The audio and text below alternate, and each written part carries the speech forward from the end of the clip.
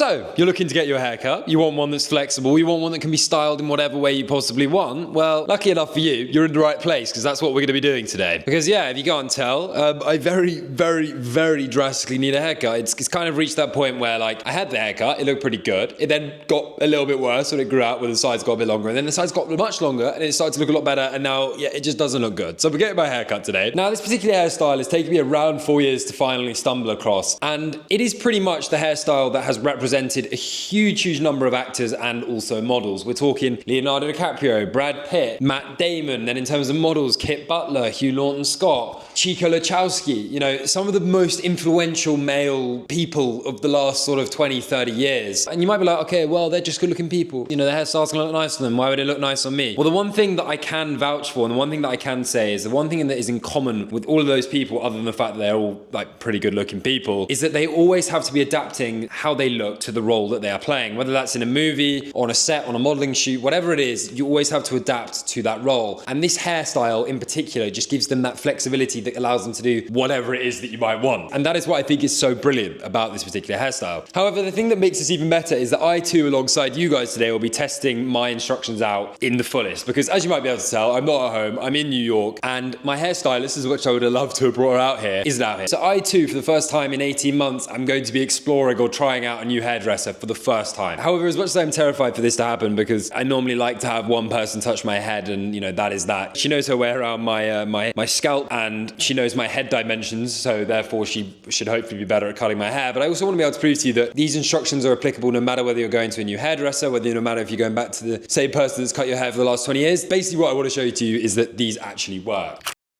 Anyways, before we do head off, just a couple of like little notes that I think might be of value to you guys. The first thing that I'm gonna say is the way you get your hair cut is kind of quite important. I grew up on a £10 fade. I went to the barbers every single 3 weeks roughly, and they give me a little fade on the side, and that was that. And look, I think there are some really good barbers about, but the one thing that I have grown to understand as I've got older is that barbers don't necessarily know hair best. They know how to fade your hair best. If you want someone who's gonna be able to really cut your hair and really be able to understand what it is that they're doing, I'm not saying that a hairdresser is more qualified, because they're definitely not. I just think that they understand hair better. But as I say, for this particular hairstyle, you need someone who knows scissors well, and going to a salon is important. Something else that I want to sort of throw into the ring here, and look, I know not everyone is fortunate enough to be in this situation, but if you do have a little bit of extra money, please invest into going to a good hairdresser's or wherever it is that you want to get your hair cut. Look, I know there are some of you sitting at home right now that spend hundreds and hundreds of pounds on clothes each month and still go and get a £10 haircut. I, hand on heart, believe that a haircut will change how people perceive you far more than any item of clothes you're wearing. So investing and spending a little bit extra on getting your hair cut at somewhere that is respectable and has like a good name for itself and is recommended is really important. Really important. But yeah, one final thing before I do head off, because I am starting to now get very late. I know the majority of my short form content has been hair, and this is probably the first long form video that I will do or have done on hair in general. If you have got any feedback, do let me know, because I'm still kind of trying to work out how I want to present my long form content and how I want it to work. So if you do enjoy this video, please do let me know. If you haven't, also please do let me know, because I want to work towards being able to produce the best hair content across short form and long form, and I want to know what you guys want to know or what you guys want to hear. So let me know on that too. But yeah, anyways, I'm in a massive rush and I really need to get some breakfast because I haven't had time to do that yet. So yeah,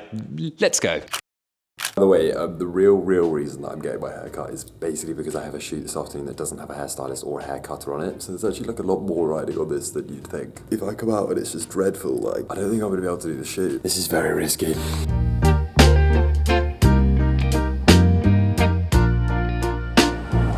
Say what you like, the best pizza spot in New York. The best pizza spot.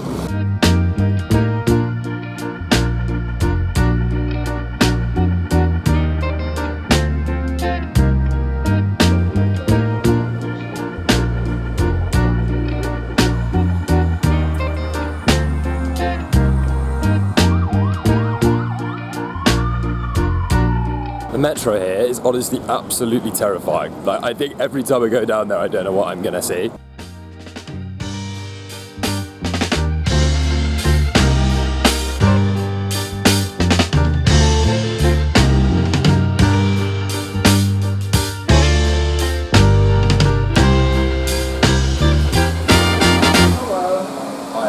Good, I'm Alan. James, Nice to meet you. Glad this worked out. Yeah, no, I'm really excited for this. So like, on top.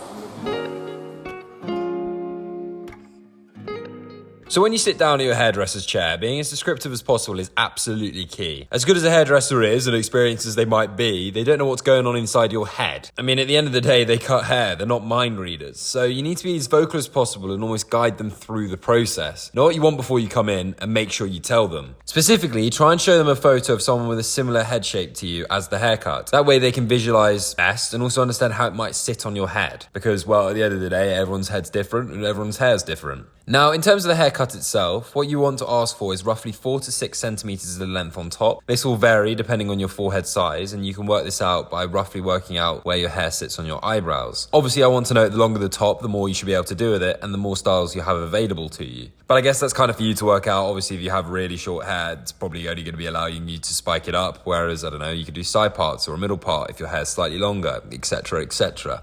In terms of the fringe itself, you ask the hairdresser to thin the front with a razor just to create varied length so it doesn't sit like a barcode haircut, or give you a Justin Bieber fringe. And also, if you have thick hair, try and take some weight out of the top, otherwise it might look a little bit silly. Then in terms of the sides, you want a scissor cut and you want them to be cut into a triangle. Now, what does being cut into a triangle mean, you might ask? And in all fairness, it's probably my most asked question regarding this. And it pretty much just means that you have slightly more length at the top of the sides than you do at the bottom, which is something super typical of those classic 90s haircuts. And I guess it is kind of like a fade, except your hair is much longer and the gradient is much larger and longer.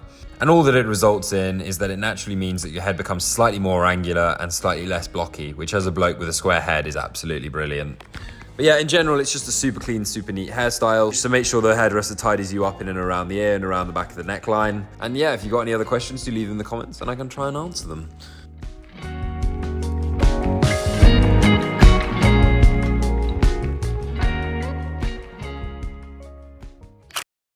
Right, so my haircut is complete. I'm gonna be honest, I was so stressed through a lot of that. I don't know what it is with like me trusting people with cutting my hair, but I mean, he is the first person that's cut my hair that's not my hairdresser in a year and a half. I have been so set on like only having her cut my hair because I feel like she, you know, she does know me. She knows what I like and she knows how it works and, you know, she's used to me. So like having him cut my hair was just, I was there panicking for a lot of it. And like the first time he cut my hair, because I think he knew that I was panicking, he didn't want to do too much because if he went too short, obviously I'm gonna be like, where's my hair? So when he was then cutting the hair, it was kind of like we went in stages and, you know, I think as he slowly got a bit more confident, he started taking more hair off. And like, honestly, I think he's done a great job. He definitely did what I asked for, which is kind of nice because it kind of feels good to know that the advice that I'm giving you guys can reflect into like meeting a new hairdresser, because sometimes I wonder, like when I see people giving out advice on the internet, whether it actually can reflect onto a new hairdresser and a new person, or just in general whether it actually is applicable to the rest of society, right? But yeah, anyways, I hope this video is somewhat helpful to some of you sitting at home and that this can be applicable to things that you want to do. I'm gonna head to this shoot, which I'm very much looking forward to, but yeah, as always, please make sure you like, subscribe, check out my other videos, and yeah,